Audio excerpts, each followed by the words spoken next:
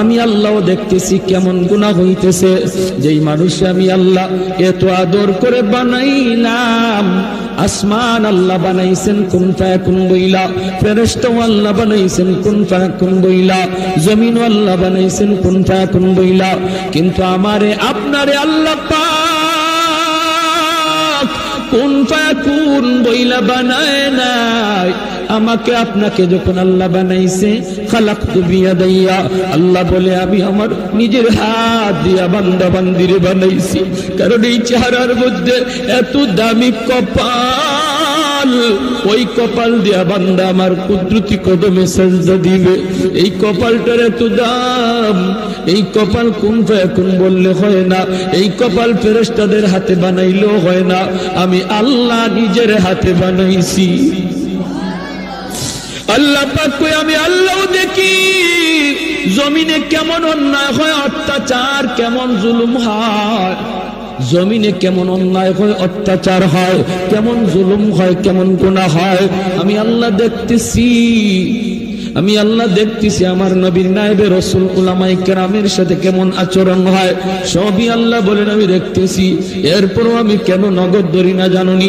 চার শ্রেণীর কারণে। লাউলা মাশাইখুর রুক্কা ওয়াল শাবাব খুশা ওয়াল আতফাল রুদ্দা ওয়াল আনআম রুত্তা।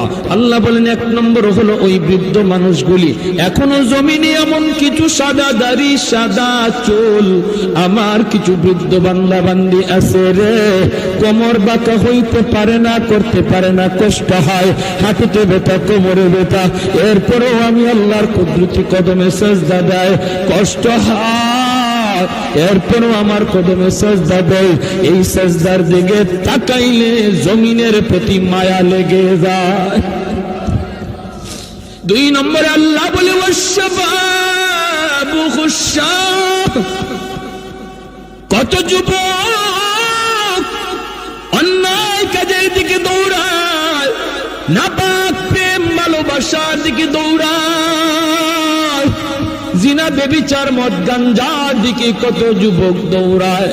আল্লাহ বলেন কিন্তু এখন এমনও কিছু যুবক আছে যেই যুবক যৌবনের পাগলামি করে না, তার মনেও পাগলামি করতে চায়, তারও গুনার দিকে তার মন ডাকে কিন্তু যায় না। আমি আল্লাহর ভয়ে যুবক গুনার দিকে যায় না, মসজিদে গিয়ে হাজির হয় না, পাক ভালোবাসা প্রেমের দিকে মন দেয় না, আমি আল্লাহর প্রেম অন্তরের ভিতরে জমায়া নেয়। ওই যুবকের সেজদা যখন জমিনে দেয়, তার সেজদার দিকে তাকাইলো এই গুনাহগার জমিনের প্রতি আমার মায়া লেগে যায়। ওয়াল আতফাল রুদ্দা, আল্লাহ বলেন আরেকটা শ্রেণী হলো এই জমিনে কিছু শিশু বাচ্চা আছে যাদের কোনো গুনাহ নাই, ছোট ছোট বাচ্চাগুলি, এদের আমলনামা এখনো খোলা হয় নাই। যদি জমিনে আমি গজব দেই, গুনাহগারের সাথে শিশু বাচ্চাগুলি তারও এই গজবের শিকার হয়ে যায়, অথচ এই ঘরের বাবা দায়ী, এই ঘরের মা দায়ী, গুনার জন্য মা দায়ী, বাবা দায়ী, তাদের কারণে গজব আইছে, বাচ্চাটার কোনো দোষ নাই। গজবের কারণে বাবা যেমন গজবে পড়ে, মা যেমন পড়ে, বাচ্চাটাও গজবে পড়ে যায়। তার কান্নার দিকে তাকাইলে আমি আল্লাহ এই জমিনের প্রতি মায়া লেগে যায়।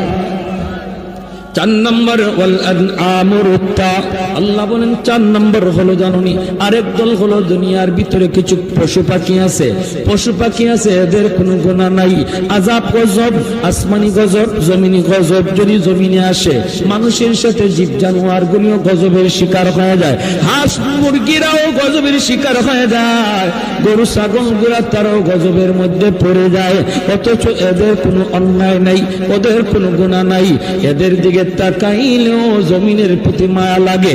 আল্লাহ কো জানুনির জমিন, জানুনির ফেরেশতারা, যদি এই চার শ্রেণী জমিনে না থাকতো, যেই হারে জমিনের মধ্যে গুনাহ চলছে, যদি এই চার শ্রেণী না থাকতো তাহলে আমি কি করতাম?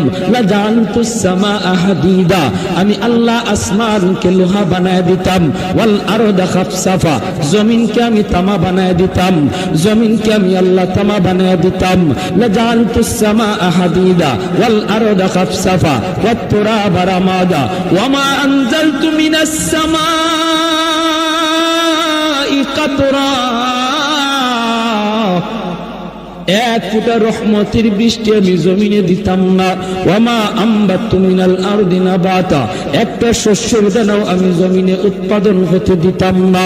বরং বাল আনজালতু আলাইকুমুল আযাবা সাব্বা, ভরপুর করোনা একটা যাবে আরেকটা আসবে, একটা যাবে আরেকটা আসবে, ভাইরাস একটা যাবে আরেকটা আসবে। আল্লাহ যেটা দিতে পারে এর চেয়ে বড়টাও দিতে পারেনি না পারে না। করোনা যেমন শক্তিশালী এর চেয়ে আরো পাওয়ারফুল শক্তি নিয়ে মহামারী আল্লাহ দিতে পারে। আল্লাহ কই যদি এই চার শ্রেণী জমিনে না থাকতো, আমি আল্লাহ পরপর শুধু জমিনের মধ্যে গজব দিতাম। এই চার শ্রেণীর মধ্যে প্রথম দুই দল বৃদ্ধ মানুষ যারা এখনো আল্লাহর কদমে সেজদা দেয়, দুই নম্বর ওই যুবক যৌবনে যে আল্লাহর কদমে সেজদা দেয়।